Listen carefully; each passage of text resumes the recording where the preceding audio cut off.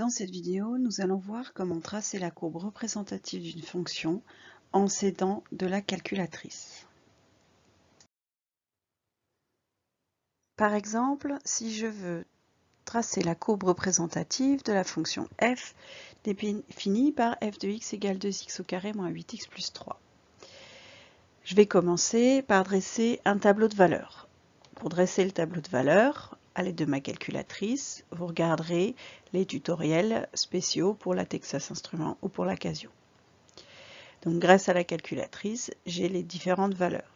Ensuite, je recopie mon tableau de valeurs sur ma copie. Quand x vaut moins 1, f de x vaut 13, quand x vaut 0, f de x vaut 3, et ainsi de suite. Donc je suis sur l'ensemble de définition de la fonction. Ensuite, alors là, j'ai fait un choix de tableau de valeurs où je prends tous les 1. En général, j'essaie de prendre 5 ou 6 points.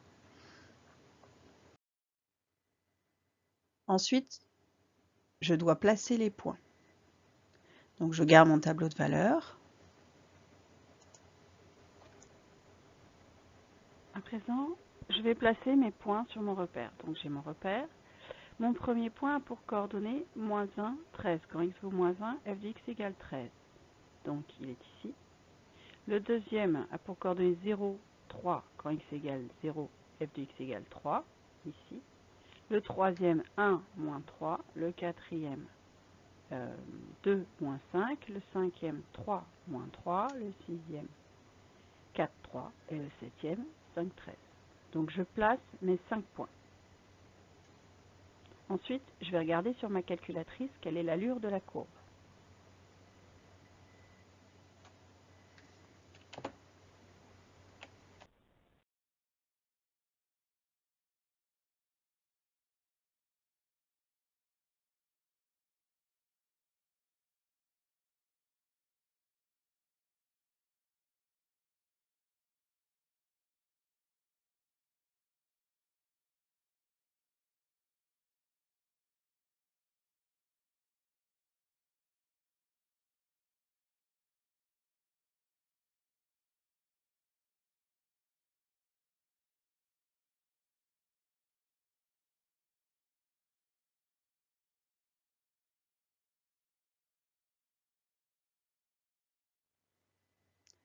Pour tracer la représentation graphique de la fonction à l'aide de la calculatrice, il faut auparavant que je définisse une fenêtre d'affichage, c'est-à-dire que je dise à ma calculatrice dans quel cadre, enfin, sur quel ensemble je veux que la courbe soit tracée. Alors, pour cela, je me sers toujours de mon tableau de valeurs et il faut que je lui donne une valeur minimum pour x, une valeur maximum pour x, une valeur minimum pour y, une valeur maximum pour y. C'est-à-dire le cadre haut, bas, gauche, droite de ma fenêtre d'affichage. Donc pour les x, la fonction étant définie sur moins 1, 5, le x minimum, la plus petite valeur de x c'est 5 et la plus grande valeur de x, donc j'écris x min égale moins 1, pardon.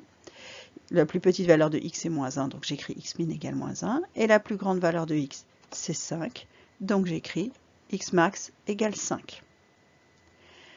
Ensuite pour y, je remarque que la plus petite valeur de y, parmi tout ce qui m'est proposé, c'est moins 5. Et donc, je vais lui donner pour la valeur de y minimum quelque chose d'un peu plus petit que moins 5 au cas où entre deux points, là entre moins 5 et moins 3, peut-être que la courbe elle va jusqu'à moins 6. Pareil, quand vous faites la photo de quelqu'un, vous n'allez pas cadrer pile poil au-dessus de ses cheveux ou au-dessous de son menton. Vous essayez de viser un peu plus large pour être sûr d'avoir la personne en entier. Bon, ben là c'est pareil. Donc y min égale moins 6. Je prends un peu plus petit que moins 5. Pareil pour le maximum. La plus grande valeur que j'observe, c'est 13. Alors j'en ai deux, mais j'en ai une j'en choisis une, donc 13. Et donc il faut que je prévoie un peu plus grand que 13. Donc je vais prendre y max égale 14. Voilà les paramètres que je peux rentrer dans ma calculatrice dans la fenêtre d'affichage. Une fois que j'ai entré les paramètres de ma fenêtre d'affichage et que j'appuie sur graphe, j'obtiens le graphe de la courbe. Donc je remarque que ma courbe a cette allure-là.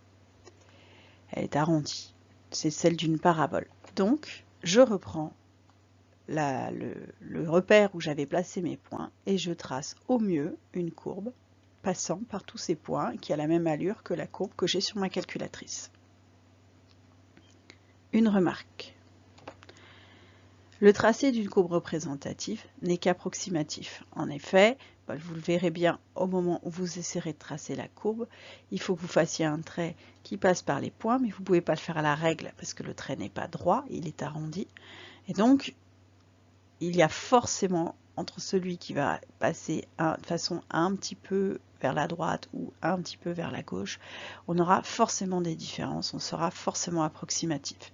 Quand on le trace avec un ordinateur ou une calculatrice, elle ne prend pas toutes les unités, elle prend tous les dixièmes ou tous les centièmes d'unité selon les paramètres. Donc, le tracé d'une courbe n'est qu'approximatif. Donc, quand on fera des lectures sur des courbes, forcément, on aura des valeurs approchées. Mais bon, une valeur approchée, c'est toujours mieux que rien du tout.